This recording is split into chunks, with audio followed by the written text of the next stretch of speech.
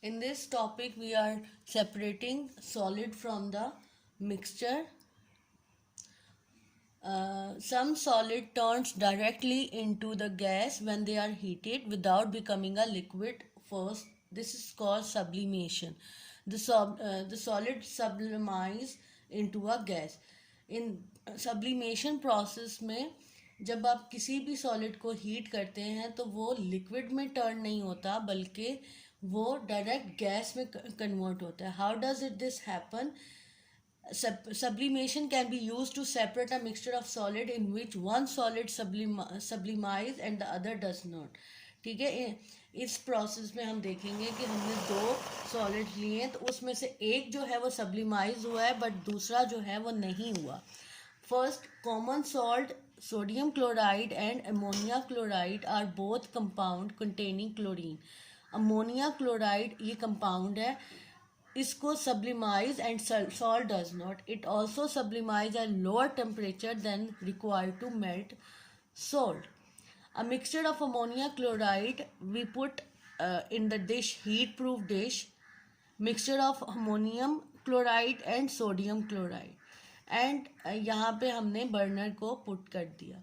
When it is heated, ammonia chloride के जो vapours हैं वो इस ग्लास फनल में के वॉल में जो हैं वो after the mixture is heated until the ammonia chloride sublimes and begin to deposit at the solid crystal on the cold wall of the funnel. The salt remains in the dish. ठीक है, जो salt है वो dish में रहा लेकिन जो ammonium chloride है उसको जो है वो यहाँ पे एवापोरेट होके इसकी वॉल में डिपॉजिट होना स्टार्ट हो गया. You can see crystal of ammonia chloride here. Why is this? Because उसको जो टेम्परेचर है दे रिक्वायर टू मेल्ट.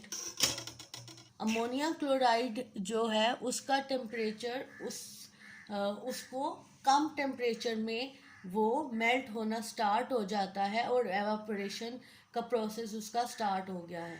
लेकिन सॉल्ट को मेल्ट करने में जो है वो ज़्यादा टेम्परेचर चाहिए, इसलिए salt will be deposit at the bottom of the dish and ammonia chloride will be deposited on the wall of the glass funnel in this way. So sublimize वो होगा जिसका suitable temperature उस compound को मिला तो उस mixture में से वो compound separate होके it is deposited on this glass funnel. So this is the process of sublimation in which the solid turns directly into the gas when they are heated and it become without changing into the liquid. This is called the sublimation. और इसमें देखा ammonia chloride will be deposited on the glass funnel because उसको it जो low heat में it will start evaporating rather than salt को ज़्यादा temperature चाहिए होता है, ज़्यादा हीटिंग टेम्परेचर चाहिए होता है मेल्ट होने के लिए. So it will deposit at the bottom of the China dish. This is the process of sublimation. The next topic is solubility. Copper sulfate dissolve well in cold water. The maximum amount of copper sulfate that will dissolve depend on the amount of water and the temperature of the water. Copper sulfate एक salt है CuSO4. It will dissolve in the cold water easily. लेकिन वो depend करता है कि आपने कितनी quantity of water लिया है एंड टेम्परेचर कितना है. For example you can dissolve about 21 gram of it and 100 gram of water at room temperature. This is called a solubility. ठीक है, और टेम्परेचर उसका 20 डिग्री सेंटीग्रेड है तो वो it will easily dissolve it. If you add more solution, अगर आप copper sulphate और ज़्यादा डाल देंगे और पानी की जो क्वांटिटी है वो उतनी ही रहे और टेम्परेचर भी उतना ही रहेगा तो वो सैचुरेटेड सोल्यूशन होगा. उसमें कुछ जो सॉलिड है वो बॉटम में सिंक कर जाएंगे और वो डिजॉल्व नहीं होगा. ठीक है, तो सॉलिबिलिटी डिपेंड करती है आपकी अमाउंट ऑफ मटेरियल पे और टेम्परेचर पे और अमाउंट ऑफ सॉल्वेंट पे, ठीक है, देन आपकी सॉलिबिलिटी जो है वो इजी होती है। और अगर आपका आपने अमाउंट ऑफ वाटर इंक्रीज कर दी और टेम्परेचर अमाउंट ऑफ वाटर भी उतना ही रखा और टेम्परेचर भी उतना ही रखा और जो सब्सटेंस है उसकी क्वांटिटी इंक्रीज कर दी, तो वो सॉलिबिलिटी नहीं रहेगी, वो सैचुरेटेड सोल्यूशन रहेगा। सैचुरेटेड सोल्यूशन वो होता है जिसमें पार्टिकल्स जो है is left behind at the bottom of the solution. You can see this graph. Graph show the solubility of salt, sugar and potassium nitrate fertilizer in 100 gram of water at different temperatures. These are called the solubility curve. Salt purple colour में show हो रहा है, sugar जो है वो red colour में हो रहा है और फर्टिलाइजर जो है वो ब्लू कलर में हो रहा है। सो आपने देखा,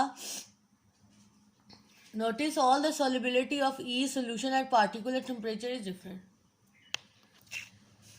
तो जितना टेम्परेचर राइज करेगा उतनी उस सॉल्यूट की सॉलिबिलिटी जो है वो इंक्रीज करती है। अगर हम लेट सपोज हम फर्टिलाइज़र की देखें तो 20 डिग्री सेंटीग्रेड में जो फर्टिलाइज़र है वो इट्स अबाउट 50 जो है वो 50 ग्राम जो 100 ग्राम ऑफ वाटर हम में डिज़ोल्व जो है वो हो रहा है। और अगर हम 80 डिग्री सेंटीग्रेड लें तो इसका जो ग्राफ है वो 160 फर्टिलाइज़र की 160 ग्राम जो है वो 100 ग्राम में इजीली डिज़ोल्व हो रहा है। तो इससे इट शोज कि जितना टेम्परेचर रेज होगा उतनी ही सॉलिबिलिटी आपकी उस सब्सटेंस की जो है वो भी इम्प्रूव होगी, वो भी ज़्यादा होगी। इसी तरह सॉल्ट का आपने अगर यहाँ पे देखें 30 पे है तो आप सॉल्ट 180 ग्राम ऑफ सॉल्ट आपने डिज़ोल्व किया 100 ग्राम में और वो 20 डिग्री में इजीली डिज़ोल्व हो गया। जैसे ही आपने अगर लेट सपोज टेम्परेचर इंक्रीज किया यहाँ पे 80 डिग्री सेंटीग्रेड और 400 ग्राम जो है आपने 100 मिलीमीटर ऑफ वाटर में 100 ग्राम ऑफ वाटर में डिज़ोल्व किया तो वो इजीली डिज़ोल्व हो गया, सॉल्युबल हो गया। तो इट शोज दैट जितना टेम्परेचर राइज होगा उतना ही सॉल्यूट आपका मोर डिज़ोल्व होगा और that shows a solubility. This graph shows the solubility of the different solutes like salt, sugar and potassium. That's all.